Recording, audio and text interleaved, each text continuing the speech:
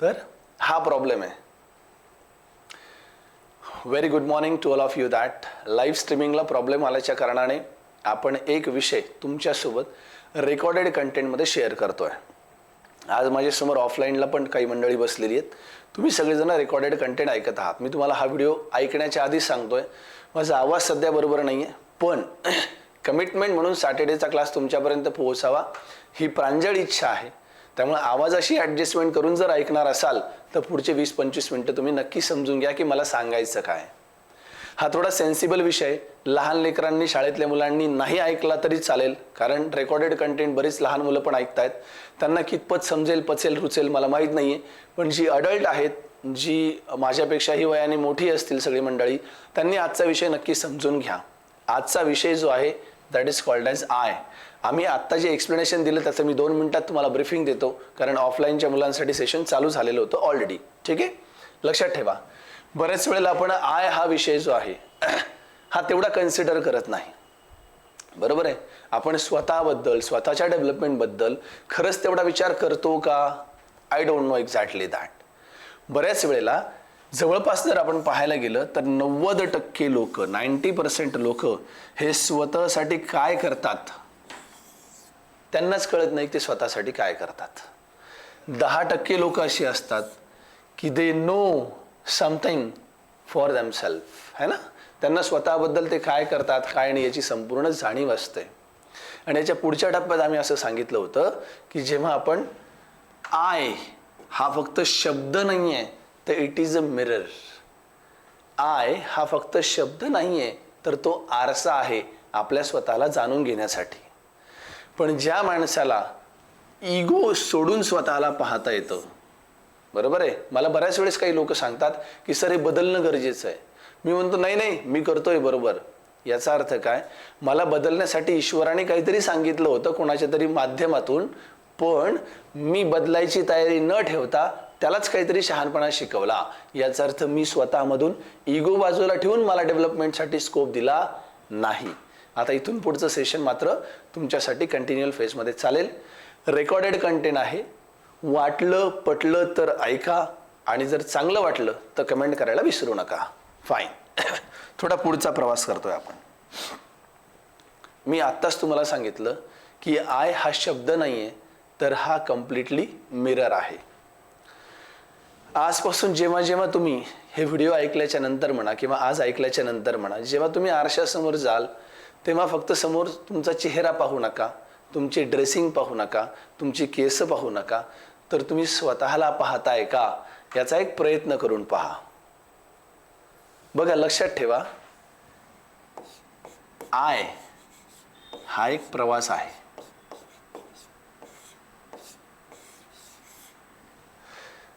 आज जे काही मी मांडतोय हे कम्प्लिटली बाकीच्या लोकांनी सांगितलेल्या फिलॉसॉफीपेक्षा कदाचित वेगळं असू शकतं, कारण मी फिलॉसॉफी मांडत नाहीये. मी फक्त जो अभ्यास आहे, जो मला वाटला तो तुमच्यापर्यंत पोहोचवतोय.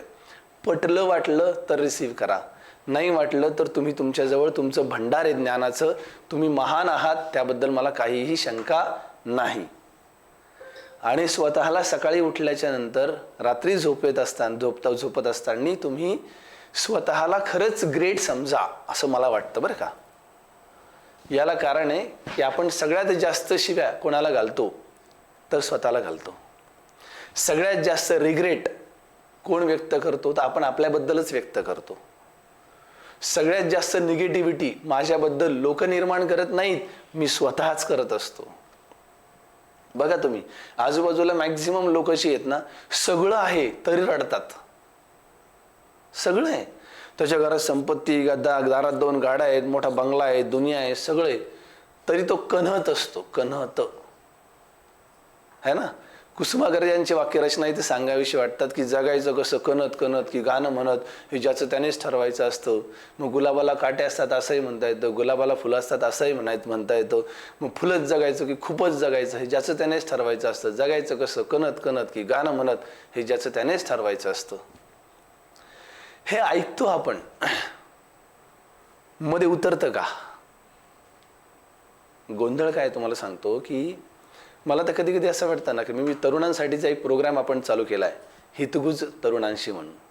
तो दर महिन्याच्या पहिल्या आणि तिसऱ्या शनिवारी असतो कृष्णाज नोबेल फाउंडेशन नावाच्या चॅनलवरती, संध्याकाळी 7 ते 7:30. मला रोजच्या लाईव्ह स्ट्रीमिंगला काल आणि परवा माझा आवाज बरा नसतानाही जवळपास 150-200 लोक ऑनलाईन होते. दे रिसिव्ड अस.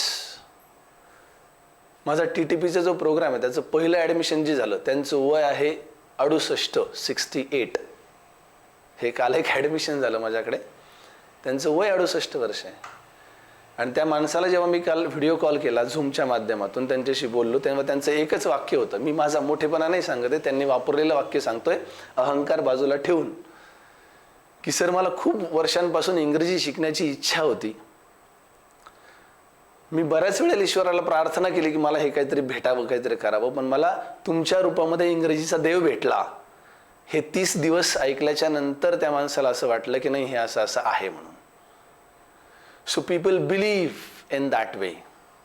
याचा अर्थ आपण देव आहोत का? नाही नाही. त्यांना दिसलं ना ते रूप, हरकत नाही ना, आपण काम करायला काय प्रॉब्लेम आहे. आपण अजून डबल कमिटमेंटने काम केलं पाहिजे की त्या माणसाला ते आलं पाहिजे. जर तसं झालं तर तो विश्वास द्विगुणित होतो, आपल्यावरचा नाही, त्या ईश्वरावरचा, की एक माणूस आपल्याला असा दिला की ज्याने काहीतरी दिलंय म्हणून. It's a reality. परंतु त्याच्यातून मी जर अहंकार घेतला तर मी संपलो. मी तो बाजूला ठेवून त्याला कमिटेड गोष्टी जर दिल्या तर याचा अर्थ त्याचा त्या ईश्वरावरचा विश्वास द्विगुणित झाला. आणि जर मी कोणाला फसवलं तर याचा अर्थ त्याचा त्या ईश्वरावरचा विश्वास उडाला, माझ्यावरचा नाही. हा प्रवास ज्याला लक्षात येतो तो माणूस आय या शब्दाला प्रवास म्हणून समजतो. बऱ्याच वेळेला लोकांची एक तक्रार असते, मी आय ह्या शब्दाला सोडून काहीच घेत नाही आज, पण याचा प्रवास पुढचा कसा असावा हे तुम्हाला नक्की क्लिअर करून देतोय. आणि हा माझा इंडिव्हिज्युअल अभ्यास आहे. मी कुठं काही फिलॉसॉफी मांडतोय किंवा लोकांच्या विरुद्ध बोलतोय असं अजिबात नाही. मला असं वाटलं म्हणून मी तुमच्यासोबत शेअरिंग करतोय. शनिवारचा क्लासच त्याच्यासाठी असतो. Fine, right. बघा, लक्षात ठेवा, when we just think about the word like I, जो माणूस खऱ्या अंशी स्वतःवरती काम करायला लागतो तो काय काय करतो नेमका? तो काही गोष्टी स्वीकारतो आणि काही गोष्टी सोडतो. आता हे तुमच्यात काय काय स्वीकारताय तुम्ही आणि काय काय सोडतायत, हा तुमचा प्रश्न तुम्हाला स्वतःला विचारा. सगळ्यात पहिले तुम्ही तुमच्या होणाऱ्या आयुष्यामधल्या सगळ्या चुका स्वीकारता का? कारण हा शब्द आपल्या चुका स्वीकारू देत नाही. 101% मी तुम्हाला सांगतो. दुसरी गोष्ट, दुसऱ्याचा विजय तुम्ही स्वीकारता का? याला कारण आहे तुम्हाला 85% मिळाले, कोणाला तरी 90 मिळाले, तिचा नंबर ह्या शाळेत होता म्हणून मिळाले.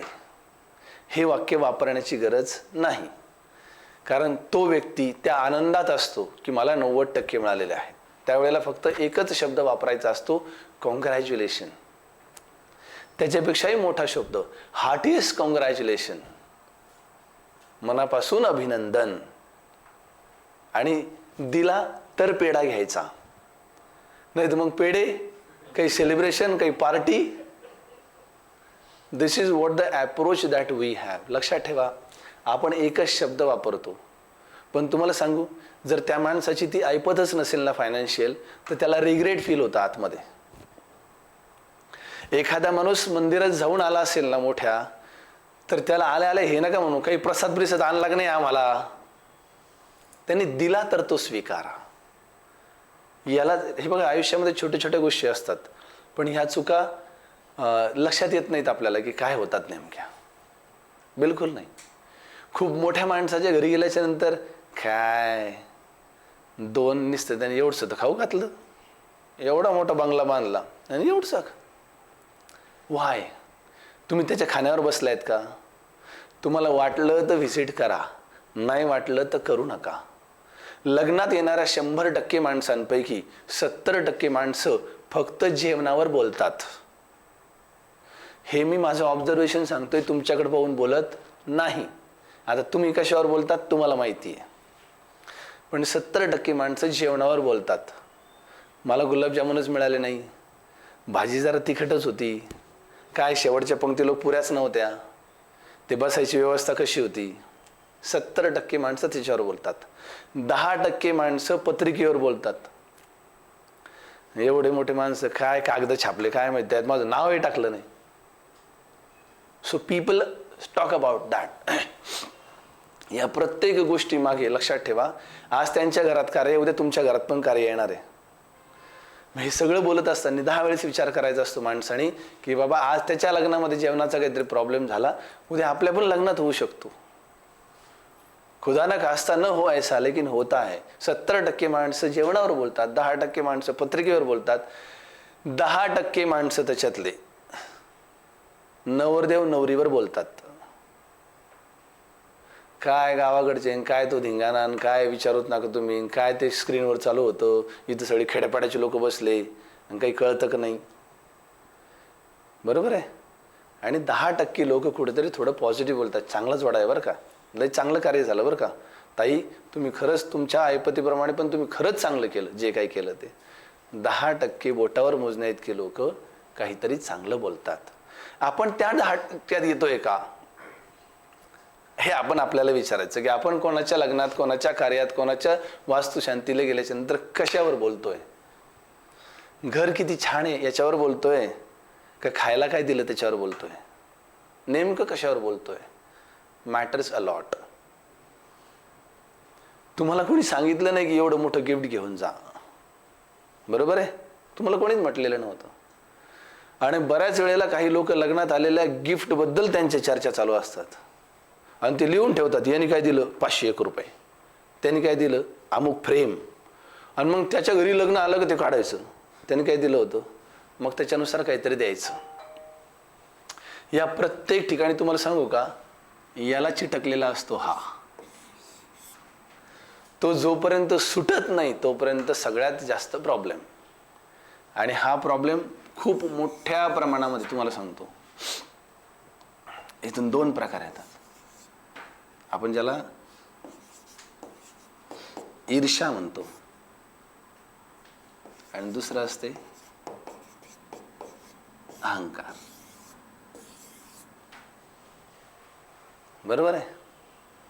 मी कोणाच्याही अगेन्स्ट मध्ये बोलत नाहीये, हा अभ्यास आहे, कोणीही वाईट वाटून घेऊ नका. जेव्हा इगोचा पार्ट येतो तो बराच वेळेस पुरुषांच्या बाबतीत घडतो. ईर्ष्या जी असते ती स्त्रीच्या बाबतीत असते. आता बऱ्याच लोकांना यातला शब्दाचा अर्थच कळत नाही. सर नेमका ईर्ष्या म्हणजे काय आणि इगो म्हणजे काय, हाच प्रॉब्लेम आहे आपला, राईट. अहंकार हा पुरुषी स्वभाव आहे, त्याला तो असतोच चिटकलेला. आणि ईर्ष्या जी असते ना, दुसऱ्यांचं पाहिल्याच्या नंतर असं असं पाहिजे, हे मात्र स्त्रीच्या बाबतीमध्ये बऱ्याच वेळेला घडतं. आणि हे दोन्ही शब्द जोपर्यंत सुटत नाही तोपर्यंत तुम्हाला मी कळत नाही.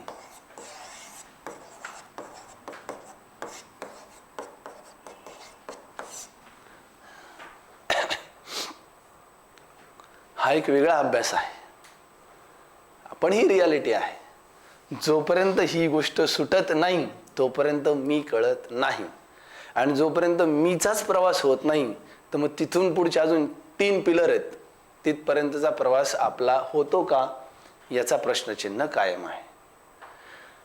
जे रेकॉर्डेड कंटेंट पाहत आहेत त्यांना देखील सांगतो की तुम्ही कधीतरी याचा विचार करा की खरंच आपण पण त्याच्यातच अडकतोय का ज्याच्यात लोक अडकून प्रवास करतायत.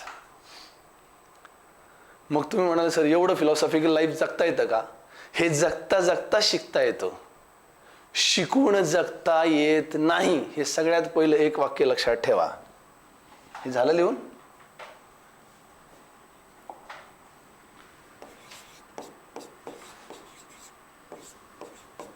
शिकून जगता येणं हे एक वाक्य आहे, आणि जगता जगता शिकणं हे दुसरं वाक्य आहे. तुम्ही कोणत्या कॅटेगरीत बसता त्याच्यावर तुमचा प्रवास डिपेंड आहे. हे दोन्ही वाक्य चुकीचे नाहीत, परंतु शिकून जगता येणं याच्यामध्ये अहंकार जास्त येऊ शकतो.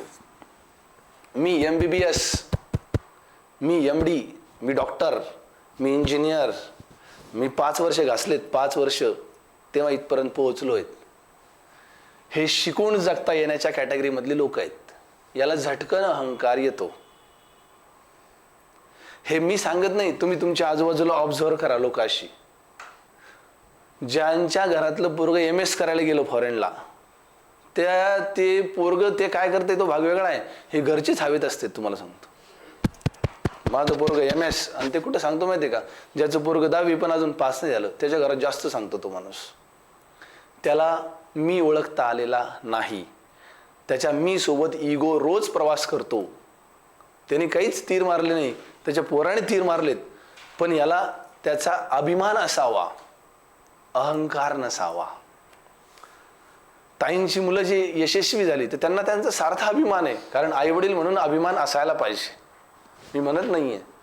पण त्याच्या अहंकारात कन्व्हर्जन झालं तर डिग्रेडेशन त्यांच्या लाईफमध्ये होतं, पोरांच्या.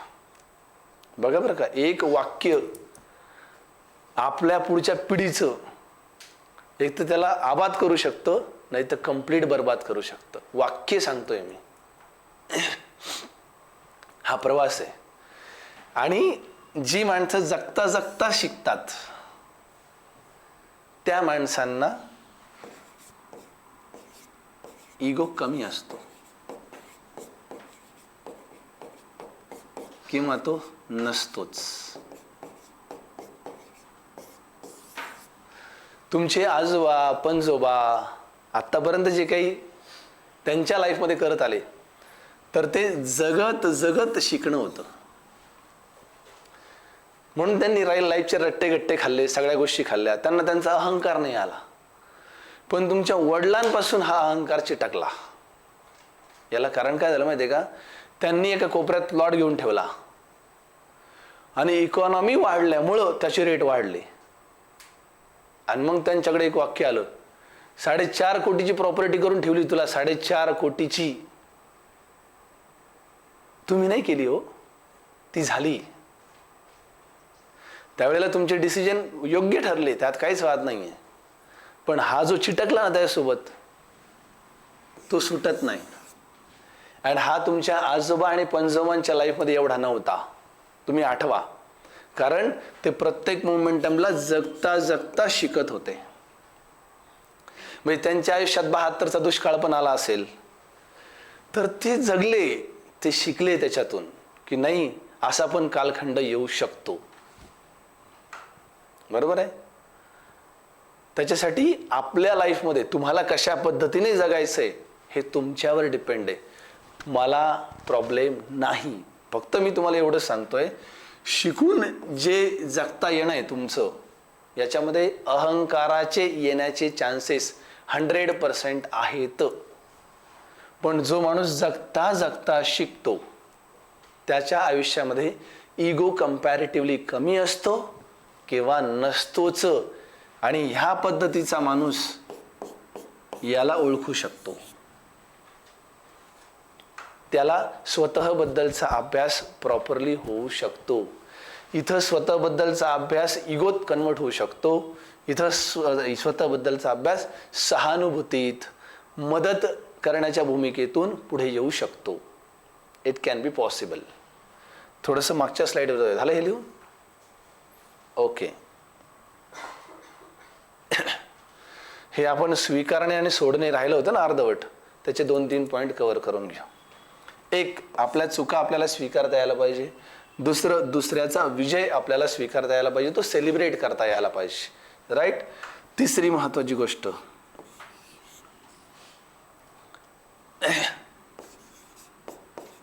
माणसं.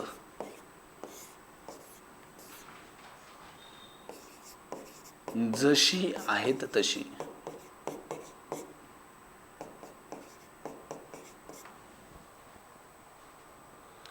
तुमच्या लाईफमध्ये एखादी बायको आली, सगळ्या माणसांसाठी सांगतोय मी, जशी आहे तशीच स्वीकारावी लागेल. तुमच्या आयुष्यात काही माणसं आले, जसे आहेत तसेच स्वीकारावे लागतील. बरोबर आहे.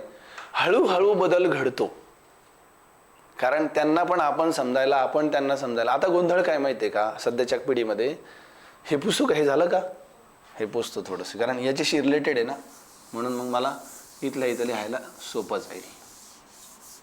थोडं 5-10 मिनटं मागं पुढं झालं चालेल ना. झालं, थोडंसंच राहिलं. पुढचा प्रवास नंतर मी सांगेल तुम्हाला. पण बऱ्याच वेळेला काय होतं की एखादी स्त्री जेव्हा आपल्या आयुष्यात येते किंवा एखादा पुरुष जेव्हा आपल्या आयुष्यात येतो, तर तेव्हा आता काय घडतंय आणि पूर्वी काय घडत होतं.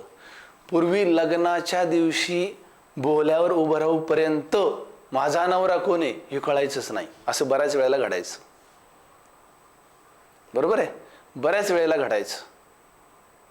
मग त्याचं वय काय का कशाचं काय, काही हिशोबच पत्ताच नव्हता त्यामध्ये. ती मुलगी जेव्हा सासरी जायची तेव्हा तिला कमीत कमी 1-2 वर्ष ते समजायलाच जायचे की नेमकं काय माणसं आहे, सगळे स्वभाव काय, कसं आहे, काय काय नाही आहे. आणि तोपर्यंत एखादं लेकरू झालेलं राहायचं, म्हणजे ती घर सोडून जाण्याचा प्रश्नच नव्हता. आताचा गोंधळ काय, लग्नाच्या आधी सगळं समजलेलं असतं की याचं पालथं काय, उलथं काय, त्याच्या घरातले कोण कोण आहे, ननंद कोण कोण असणार आहे, तिचा स्वभाव कोणता आहे, आत्याबाई कशी आहे आमची, कशाचं काय, सगळं समजलेलं असतं आतापर्यंत. लग्नाच्या नंतर राहतच काय मग समजायचं. आणि मुलं तर 2-2, 3-3 वर्ष लग्नानंतर झालेच नाही पाहिजे, कारण आमचं कसं आहे, आमचं ठरलंय की 2-3 वर्ष काहीच होऊ द्यायचं नाही म्हणून. हे रेकॉर्डेड कंटेंट पाहणाऱ्या लोकांना देखील सांगतो, मी सत्य परिस्थिती मांडतोय, तुमच्या घरातली परिस्थिती मांडत नाहीये. हुकून चुकून ती मॅच होत असेल तर मी काही करू शकत नाही. ही परिस्थिती आहे. मला रेकॉर्डेड कंटेंट किंवा जेव्हा मी ऑनलाईनवर काहीतरी करतोय तेव्हा मला हे संपूर्ण काळजी घ्यावी लागते की मी कोणाबद्दल उद्देशून बोलत नाहीये. कदाचित असं असू शकतं की ही मॅचिंग होऊ शकतं, पण परिस्थिती अशी आहे. आणि म्हणून गोंधळ असा होतो की म्हणजे थोडक्यात चांगल्या भाषेत जर सांगायचं झालं, लग्नाच्या आधीच जर अख्खा रोमॅन्स लाईफमधला जर संपला तर लग्नाच्या नंतर फक्त एकच गोष्ट राहते, ते म्हणजे वाद, संवाद संपलेला असतो. आणि म्हणून भारतामध्ये 17% ते 21% डिवोर्स केसेस वाढलेले आहेत. मग आता तुम्ही म्हणाल सर बोलायचंच नाही का, हा आजचा विषय नाही. मी फक्त माणसं जशी आहेत तशी स्वीकारावी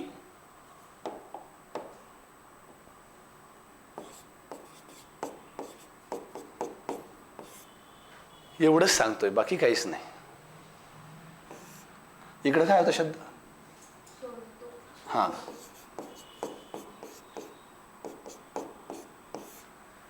आपल्या आईच्या प्रवासात आपण काय स्वीकारतो आणि काय सोडतो हे अतिशय महत्त्वाचं आहे, असा विषय होता. त्याच्यामध्ये आपण चुका स्वीकारतो का, दुसऱ्याचा विजय स्वीकारतो का, आणि माणसं जशी आहे तशी स्वीकारतो का, ह्या गोष्टी जर लक्षात आल्या तर आपण यशस्वी आहोत. अजून 5 मिनिटं मी घेईल. सोडतो, काय काय सोडता यायला पाहिजे हे अशक्य परिहार्य आहे, पण तरी सांगतो तुम्हाला. नंबर 1, थोडासा इगो बाजूला ठेवता आला पाहिजे. बरंच काही होऊ शकतं, राईट. नंबर 2, इगोलाच आपण मीपणा पण म्हणतो बरं का, शुद्ध मराठीमध्ये मीपणा आपल्याला जर सोडता आला तर that will be fine, right. नंतर इगो सोबत आपण ईर्ष्या जी असते ना, स्त्री मंडळींसाठी पण पुरुषांसाठी पण दोघांसाठी पण सांगतो, ती थोडीशी बाजूला ठेवता आली पाहिजे. अहंकार, ईर्ष्या. नंबर 3,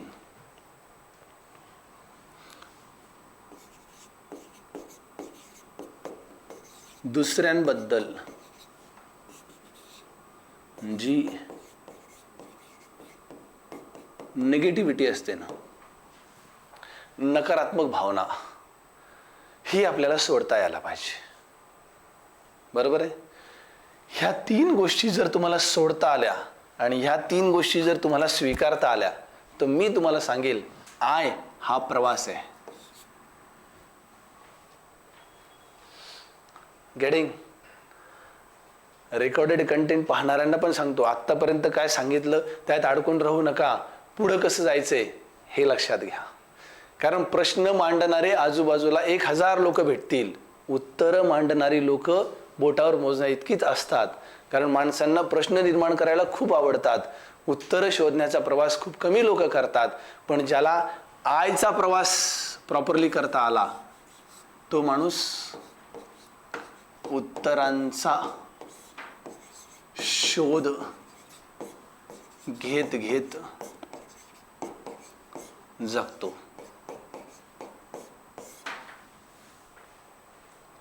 तो फक्त प्रश्न मांडत नाही, तर तो उत्तरांचा शोध घेत घेत घेत जगतो. मग आता तुम्हाला उत्तरांचा शोध घेत घेत जगायचंय की फक्त प्रश्न मांडत जगायचंय, हा प्रश्नचिन्ह कायम आहे. आजच्या ह्या सेशनच्या माध्यमातून आपण फक्त आय ह्या शब्दाभोवती अनेक गोष्टी गुंफल्यात. पण खऱ्या अंशी येणाऱ्या कालखंडात जर मला वेळ मिळाला, आजचं ॲक्च्युली सेशन 4 शब्दांवर होतं, त्यातल्या एका शब्दावर बोलता बोलता अर्धा तास गेलाय आपला. परंतु पुढची शब्द कुठली असणार आहे झालं सगळं लिहून? ओके, ती लक्षात घ्या. मी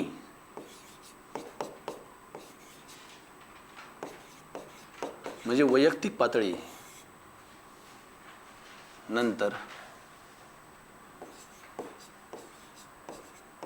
समष्टी, याला समाज म्हणतात, नंतर सृष्टी ज्याला आपण निसर्ग म्हणतो, आणि परमेष्ठी ज्याला आपण स्पिरिच्युअल म्हणजेच आध्यात्मिकता, आध्यात्मिक प्रवास. या 4 पातळी आहेत माणसाच्या लाईफमध्ये. आपण आज फक्त याच्यावरच बोललो. याला कारण आहे की जोपर्यंत तो सुधरत नाही तोपर्यंत आपण पुढे जात नाहीत.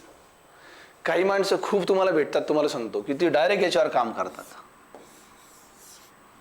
मी समाजाचं भलं व्हावं म्हणून मी माझं विवाह मंडळ काढलं, मी समाजाचं भलं व्हावं म्हणून मी हे करतोय, मी समाजाचं भलं हवं म्हणून ते करतोय. अरे घर पाय पहिले तुझं, ते जास्त गरजेचं आहे. स्वतःवर काम कर एकदा, ते जास्त गरजेचं आहे. आणि मग समाजासाठी फाईट करू आपण. ज्याला घरच बॅलन्स करता नाही आलं त्याने डायरेक्ट समाजावर काम चालू करणं म्हणजे हा एक विचित्र प्रवास आहे. काही लोकांचा तो अभ्यास पूर्वीच्या जन्मातच पूर्ण झालेला असतो. आता आपण अण्णा हजारेंचं उदाहरण घेतलं, त्यांनी वैयक्तिक पातळीवर स्वतःला काहीच ठेवलं नाही, डायरेक्ट समाजासाठी वाहून घेतलं. बरोबर आहे? याचा अर्थ की त्यांच्या मागच्या जन्मात त्यांचा स्वतःचा प्रवास पूर्ण झालेला असेल म्हणून त्यांनी लग्न केलं नाही, राळेगण सिद्धीसारख्या गावामध्ये डेव्हलपमेंट केली. आज प्रत्येक माणूस त्यांचं नाव घेतोय. समाजाचं देणं लागत होते, त्यांनी ते देण्याचा प्रयत्न केला. म्हणजे त्यांनी समष्टीच्या समाजाच्या पातळीवर काम करायला सुरुवात केली. जेव्हा तुम्ही स्वतःवरती परिपूर्ण काम करून झालेलं असेल तेव्हा नक्की विचार करा की मला पुढच्या पातळीवर जायचं लाईफमध्ये, ते म्हणजे समष्टी, समाजाचं काहीतरी देणं लागतो आपण म्हणून काम करता येत असेल तर याचा अर्थ तुम्ही समष्टीच्या पातळीवर शिफ्ट झालेला आहात. जेव्हा समाजाच्या लेवलवरती काही गोष्टी करून होतात तेव्हा तिसरी पायरी स्वीकारावी लागते, दॅट इज कॉल्ड ॲज सृष्टी, म्हणजे निसर्गासाठी काम करणं चालू करणं. मग ती माणसं निसर्गातच रमतात, झाडं लावतात, झाडं वाटतात, त्याच्यातच त्यांना आनंद असतो. ती शिफ्ट होतात तिथून. ज्याला हा तिन्ही लेवलचा प्रवास करता आला तोच 4थ्या लेवलवर जाऊ शकतो, दॅट इज कॉल्ड ॲज परमेष्ठी. तरच त्याचा चांगला स्पिरिच्युअल प्रवास होऊन तो त्याच्या आत्म्याला जाणू शकतो. आणि हा प्रवास कलियुगात एवढा सोपा नाही, कारण इथून इथपर्यंत पोहोचलेली माणसं परत इकडे येतात ती एकाच शब्दामुळे,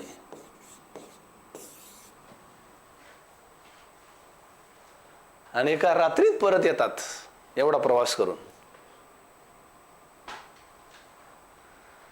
हे ओळखता येणं एवढं सोपं नाही. आणि ज्याला हे समजलं तो खूप चांगल्या पद्धतीने आयुष्य जगू शकतो. एक 2-3 गोष्टी सांगतो आणि हे सेशन थांबवतो. हे झालं एवढं प्रवास. हे जे सांगतोय ते पटतंय का पण तुम्हाला? हे असं असतं का? जर असं असतं, असं जर वाटत असेल तर नक्की काहीतरी आपण करण्याचा प्रयत्न करूया.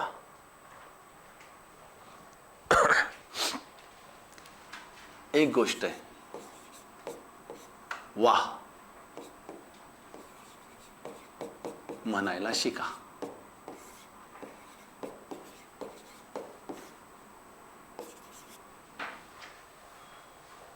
पण कुठं म्हणायचं याचा सेन्स ठेवून. बरोबर आहे? नाही तर रस्त्याने एखादी ताई चालली आहे, वाह तुम्ही खूप सुंदर दिसतायत, तर दुसऱ्या मोमेंटमला रिॲक्शन येईल त्याची. नाही तर मास्तरनी सांगितलं होतं वा म्हणायचं. हा प्रश्नचिन्ह कायम आहे. एकदा असेच महाराज कीर्तन करत होते. मी काही कीर्तनकार नाही आहे, मी साधा माणूस आहे. पण एका कीर्तनामध्ये जेव्हा गेलो होतो तेव्हा एक अनुभव असा आला की ते महाराज एक दृष्टांत सांगत होते. 2 प्रकार असतात, एक दृष्टांत असतो आणि एक सिद्धांत असतो. आता हा आजचा प्रवास नाही, पण तुम्ही विचार करा या 2 शब्दावर, सिद्धांत म्हणजे काय आणि दृष्टांत म्हणजे काय. बरोबर आहे? तर ते एक दृष्टांत सांगत होते. तर त्यांच्या कीर्तनामध्ये एक माणूस आला आणि त्यांनी सगळं कीर्तन ऐकलं आणि तो घरी गेला. घरी गेल्याच्या नंतर त्या महाराजांचं कीर्तन परत दुसऱ्या गावात होतं. तर दुसऱ्या दिवशी तो तिथं पण आला होता, पण तो महाराजांच्या नावाने काही प्रश्न निर्माण करत होता. तर त्यांनी आदल्या दिवशी काय केलं होतं, महाराजांचं कीर्तन ऐकलं, तो घरी गेला. महाराजांच्या कीर्तनातलं त्यांनी एकच वाक्य पकडलं होतं, माणसाने आतून बाहेरून स्वच्छ व्हायला पाहिजे, म्हणजे अंतर्बाह्य निर्मळ व्हायला पाहिजे, असं एक वाक्य त्यांनी वापरलं होतं. तर घरी गेला, त्याने तांब्याभर पाणी घेतलं, त्यात 1 चमचा निरमा कालवला आणि पिऊन घेतला. रात्रभरातून दुसऱ्या दिवशी महाराजांचं कीर्तन गावामध्ये येऊपर्यंत तो कमीत कमी 10-5 वेळेस जुलाबला गेला असेल. याला कारण काय? कारण त्यांनी एवढं एकच वाक्य पकडलं होतं, माणसाने अंतर्बाह्य स्वच्छ व्हायला पाहिजे. मग त्याला माहिती होतं बाहेरून आपण आंघोळ करतो, पण आतून स्वच्छ होण्यासाठी निरमा पिऊन पाहू. महाराजांनी निर्माण प्या असं सांगितलं होतं का? नाही. महाराजांनी सांगितलं होतं अंतर्बाह्य स्वच्छ व्हायला पाहिजे, माणूस निर्मळ व्हायला पाहिजे. मग कधी कधी शब्दांचा अपभ्रंश होतो. मी इथं सांगतोय तुम्हाला की वा म्हणायला शिका, पण तो कुठं वापरायचा याचा सेन्स तुमच्याजवळ राहिला. दुसरी महत्त्वाची गोष्ट,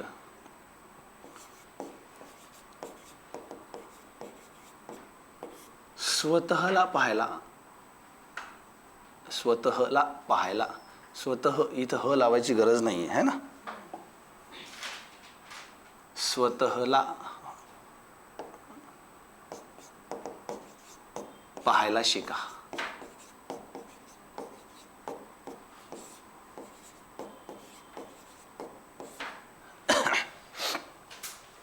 राईट? स्वतःला पाहायला शिका. रोज आरशामध्ये फक्त तुमचा चेहरा पाहू नका, तुमचे कपडे लत्ते पाहू नका, टिळा बरोबर लागलाय का पाहू नका. तिथं पाहास, कारण तो व्यवहाराचा भाग आहे, आपल्याला तो करावा लागेल.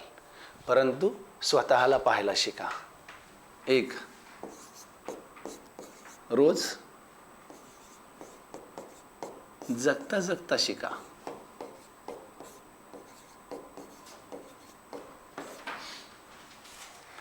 जगता जगता जर शिकता आलं तर ते जास्त बेटर आहे.